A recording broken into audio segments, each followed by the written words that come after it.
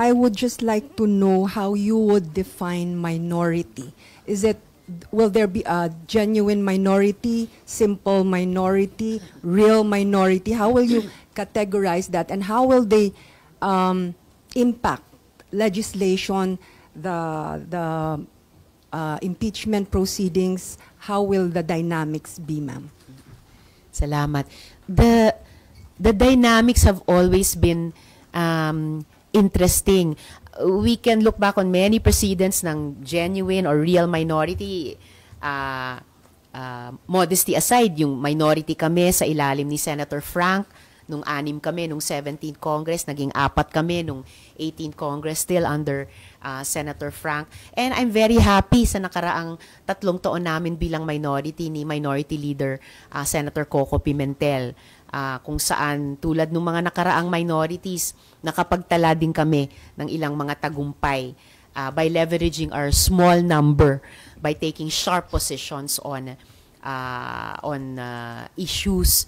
So itong papasok na 20th Congress, of course, minority naman at the basic level defined yan numerically.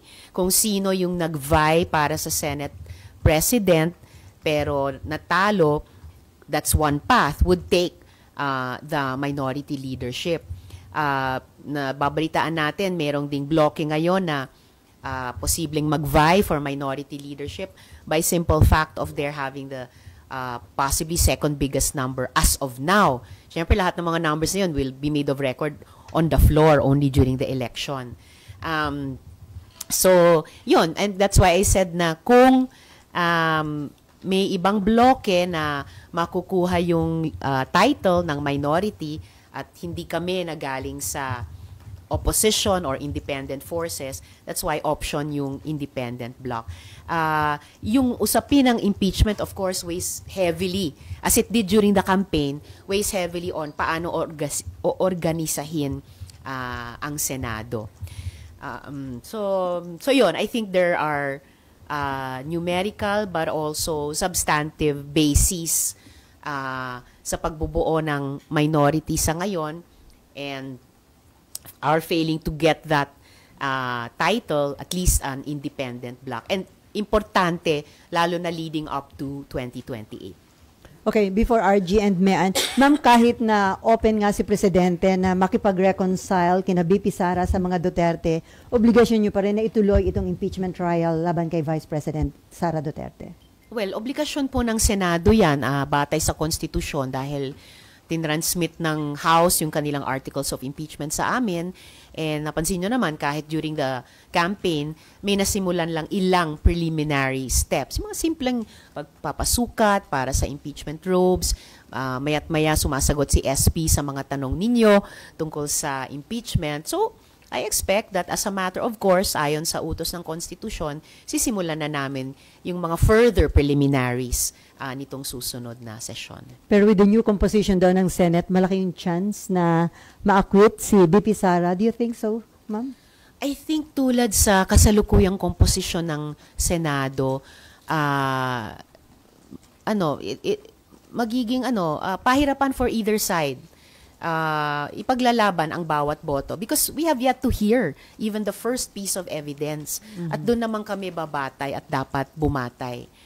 Bilang senator judges na exercising neutrality, we have yet to hear the first voice of the first prosecutor to present the first evidence on the first article of impeachment. So kumbaga, nasa genesis pa lang tayo. So kahit it is a political process, you're hoping na ibase ng mga kasamahan nyo yung kanilang boto, depende sa ebidensya na may pipresenta, ma'am? Yun yung dinedemand ng Constitution sa amin. And sa Senate, we always presume good faith on the part of each other. So yung ugali ko, yun din yung inaasahan ko sa mga colleagues. Okay, RG, and then si ano pa pala? Sorry. Mab first. Si Mab muna, Mab. Kanina pa nga pala si Mab, sorry. Ma'am, going back lang po dun sa Senate presidency, meron na po bang kumausap sa grupo ninyo? Because we have heard na Senator Cheese and former Senator Tito Sotto actually talked to some groups daw po. They haven't talked to us as a group. Or even individually. They haven't talked to me individually. Text message, ma'am. Wala ring text message. At most. Ma'am, yun Pero take note, ang minority, kahit pag hindi kinakausap, nagsasalita. Ma'am, linawin ko lang po, kasi di ba when we talk about blocks, usually parang, okay, pare-pareho tayo ng boto. Would it be the same for you and your group? On bills and what? Yes. Well, sa karanasan ko sa nakaraang 3 minorities, kanya-kanyang boto pa rin. But of course, we talk.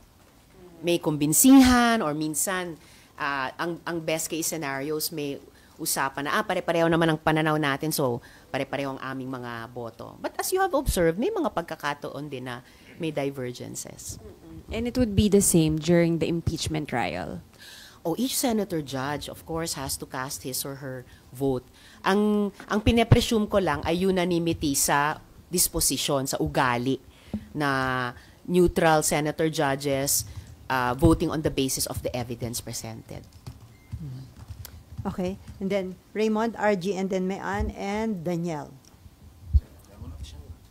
Sige. Morning, Senator. Morning. Balikan ko lang yung consolidation of forces.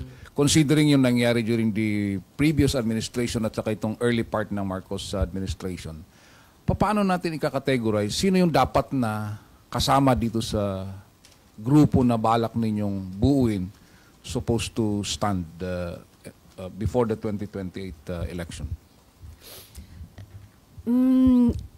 Naniniwala ako dun sa sining Field of Dreams na if you build it, they will come. May mga unities na presumed among yung mga puwersa na nagsama-sama sa kampanyang ito at pinagtagumpay yung mga partido at yung mga senador namin. Siguro in the next 9 months, helpful process, i-articulate namin ano-ano ba yung mga yon. And then tingin ko, the kind of group that we are or the kind of group that we will become, mag-a-attract ng mga like-minded saka mga fellow travelers. Or yung ibang kami or yung ibang section sa amin, magre-reach out, mag-iimbita na mga tingin namin or tingin nila ay katulad din. So, I think there's a kind of organic growth na mangyayari doon na pagsisimulan itong electoral results. Speaking of the impeachment, nag-declare si Vice President Sara Duterte, ang gusto daw niya, bloodbath. Anong naging dating sa inyo dito as one of the senator judges? Well, bilang senator judge, wala naman sa bokabularyo ko para sa impeachment yung ganyang salita. But as I said, and I am committed just to have that neutrality demanded of judges, and in particular in the case of impeachment of senator judges, I think very like aspiring to be like in a courtroom, very cold and clinical, yung pagpresenta ng mga ebidensya, didinigin naming senator judges, yung mga prosecutors, whether from the House or private prosecutors, as the case may be. So, yun, magkaibang konteksto siguro yung pinag-uusapan sa ganyang salita. And for me, the only vocabulary that matters sa impeachment ay yung sinabi na rin dati ni SP at sinasabi ko pa ulit-ulit, yung neutrality and yung pagiging senator judge and voting on the basis of the evidence. Inappropriate ba yun, ma'am? Yung ganung term, bloodbath? I'll just say na iba yung bokabularyo ko, and yung bokabularyo ko yung gagamitin ko para sa impeachment.